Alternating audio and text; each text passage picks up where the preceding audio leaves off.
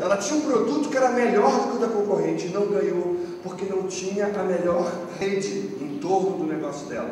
A Matsushita envolveu os produtores de cinema, botou um monte de gente interessada no produto dela, fez com que o produto dela ganhasse, mesmo sendo pior que o do concorrente. Então, rede é fundamental.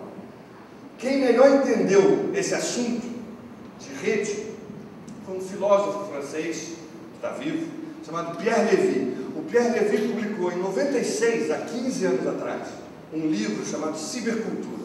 Para mim, depois desse livro, ninguém falou nada de extremamente relevante sobre a internet. Nesse livro ele fala duas coisas. Primeiro, ele diz que nesse livro, para entender o fenômeno da rede, a gente tem que entender a história da comunicação. Cadê essa filha que faz comunicação? Está lá atrás. Tem que entender a história da comunicação. A história da comunicação começa com um paradigma de comunicação, o Pierre Levy fala, de 1 para 1. Na época das cavernas, a gente não sabia falar. Então, se eu chegasse para a Lívia, desse um tacape na cabeça da Lívia e puxasse ela pelos cabelos para a minha caverna, isso era a minha maneira de dizer para ela o quê? Eu te amo. Inclusive que quando ela acordasse na minha caverna, já era. O que a gente não para pensar é o seguinte: a gente viveu milhões de anos nessa época aqui, das cavernas, milhões de anos. E a gente evoluiu muito pouco do ponto de vista da capacidade de intervenção na natureza, né, na realidade. Por quê? Como a gente não sabia falar, nem falar, como é que eu ensinava para o meu filho a caçar? Só tinha um jeito. Eu pegava ele pelo braço e ia caçar. E aí eu ia aprendendo pelo hábito, porque todo dia a gente ia caçar, porque a gente não falava, a gente só grunhia. Era assim. E como é que o meu filho ia ensinar para o filho dele a caçar, pegando pelo braço e levando? Isso demorou, fazer com que a transmissão do conhecimento fosse um negócio lento. Até que um ser humano, que ninguém sabe exatamente quem foi, nem quando, aonde foi, fez esse gesto. Esse gesto mudou a história da humanidade. Olha a arte aí de novo. Mudou a história da humanidade. Nós só estamos aqui porque alguém fez isso aqui. E aí, quando a Lívia acordou na caverna, depois da pancada que eu dei nela, ela olhou para a parede e viu esse desenho. Ah, ele foi caçar. Ele vai voltar. Eu me comuniquei com ela sem estar presente. Ao contrário desse paradigma aqui, onde o emissor e o receptor tinham que estar presentes fisicamente no mesmo local, na mesma hora, para haver comunicação. Na hora que eu fiz isso aqui, inaugurei um outro paradigma de comunicação que o Pierre Levy chama de 1 para muitos. Essa mensagem ficou. E eu estou comunicando ela milhões de anos depois, ou milhares de anos depois, de quando eu botei lá, ou aquela, ou essa. E o Gutenberg, quando fez a prensa, também só fez ampliar a capacidade de comunicação. Ao invés de ter que escrever um livro manuscrito, eu comecei a imprimir, isso deu um pulo na humanidade. O protestantismo só teve a importância que teve, porque o Lutero teve a sacação de usar a nova tecnologia que apareceu lá da prensa. Sem a prensa, o protestantismo não ia ter o impacto que teve. Então a tecnologia também... 1 para muitos. De Gutenberg para cá, esse 1 para muitos só fez se sofisticar. Né? Tinha o telégrafo, esse aparelho de uma garota, uma pessoa de 10 anos de idade não sabe o que é. Nessa sala, eu duvido que alguém saiba dizer o nome disso aqui, deve ter 1 ou 2 aí. Eu trabalhei numa empresa que tinha isso aqui. Isso é o quê? O Telex, olha só. Nem isso a gente sabe. Aparelho, telefone. Você sabe que essa geração, tua filha, por exemplo, deve usar a expressão cair a ficha. E não caiu a ficha ainda não.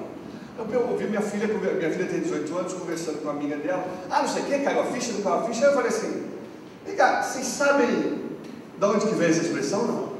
Ah, minha filha falou, você não tem ideia. Pois é, aqui no orelhão. Orelhão, pai? Orelhão é um negócio, um telefone que fica na rua, público. E você, para falar no orelhão, você tinha que enfiar a ficha. E só depois de cair a ficha é que a ligação completava. Se a ficha não cair, não completava. Ela nunca botou ficha na vida. Essa geração nunca viu um telefone com ficha. A gente se esquece disso. Mas enfim,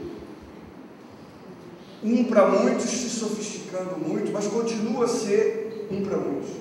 Continua a ser um cacique dizendo o que os bilhões de índios têm que ver, ouvir e consumir. A sociedade industrial é tipicamente isso. É a sociedade consumista, é a sociedade de massa. Todo mundo comendo o mesmo sanduíche, vestindo a mesma roupa.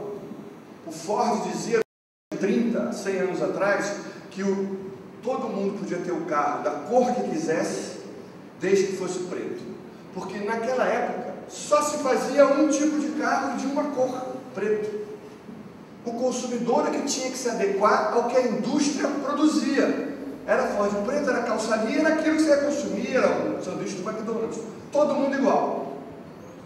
A sociedade industrial é a sociedade da massa. Todo mundo fazendo a mesma coisa. Há 30 anos atrás, o que não saía no Jornal Nacional não tinha acontecido no Brasil, gente. A gente esquece disso. Se não saísse no Jornal Nacional, não tinha acontecido no Brasil. Por isso que o controle sobre o Jornal Nacional era gigantesco. O poder do Jornal Nacional era gigantesco da TV Globo.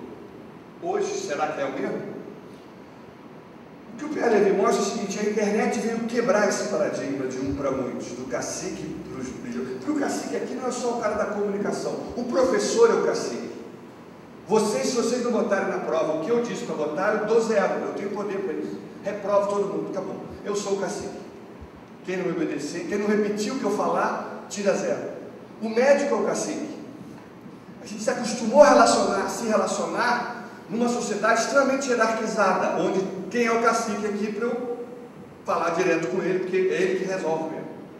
O Pierre Levy diz que a rede veio quebrar esse paradigma de um para muitos e inaugurar um outro paradigma de muitos para muitos. Os índios agora falam entre si, não precisam de cacique no meio para intermediar. Eu tenho um amigo meu que é médico.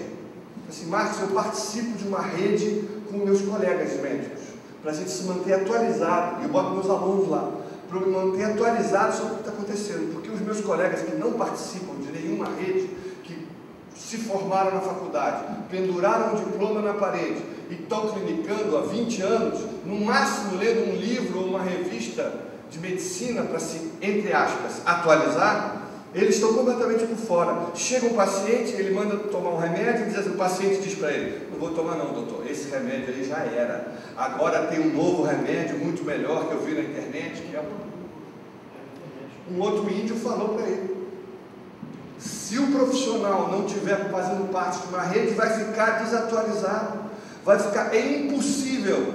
Como é que vocês acham que eu me mantenho atualizado sobre o que acontece nesse assunto aí, gestão do conhecimento? Como? Eu tenho uma lista, que aliás quem quiser fazer parte, é só botar o nome. Depois podia circular um papel, pode ser? As pessoas botar nome e e-mail. Vocês vão fazer parte dessa lista. Hoje tem mais de 10 mil pessoas nessa lista, ex-alunos, pessoas. Todo dia, quando eu abro meu e-mail de manhã, tem de 10 a 15 mensagens dessa lista, dizendo assim: professor, você já viu esse novo vídeo que saiu? Esse novo artigo?